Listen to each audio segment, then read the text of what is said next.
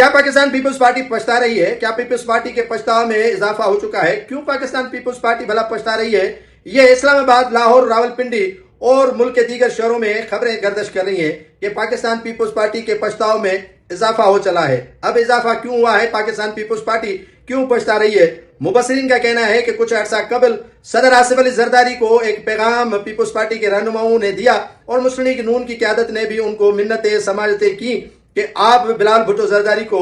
بطور وزیر خارجہ نامینیٹ کروائیں، لیکن آصف علی زرداری صاحب نے جواب دیا دو ٹوک۔ کہا کہ بلال بھٹو زرداری کو وزیر اعظم بنانے کے لیے ساری توجہ اس پر مرکوز ہے اور موجودہ حکومت کی برائیاں، خامیاں ہم اپنے گلے کا توق نہیں بنانا چاہتے ہیں۔ بہرحال آصف علی زرداری کے لیے کہا جاتا ہے کہ وہ سیاست کے شطرنج ہے، سیاست بڑی انہیں آتی ہے، کھلاڑی ہیں وغیرہ وغیرہ، لیکن آصف علی زرداری کو علم ہی نہیں تھا کہ امریکہ اور ایران کے مابین جو ہے وہ تناؤ بڑھے گا اور تناؤ کی شکل میں جو ہے وہ ثالثی کا کردار موجودہ پاکستان کی گورنمنٹ کرے گی اور سارا کریڈٹ پاکستان کو جائے گا اور موجودہ حکومت کو چلا جائے گا۔ اس پر پاکستان پیپلز پارٹی کو بڑا دھچکا بھی لگا ہے اور پچھتاوا بھی ہے کہ سارے ثالثی کے کردار سے پیپلز پارٹی آؤٹ تھی۔ موجودہ وزیر خارجہ اسحاق ڈار جو ہیں وہ سر فہرست تھے اور جو امریکہ کے نائب صدر وہاں پاکستان کا دورہ کرنے آئے تھے اور ان کے ساتھ بھی جو ہے وہ میٹنگ سے، ان کے ساتھ جو ہے وہ وزیر خارجہ پاکستان کے موجود تھے جے ڈی ونس، اور اس کے ساتھ ساتھ ڈونلڈ ٹرمپ کی ٹویٹس اور موجودہ حکومت کے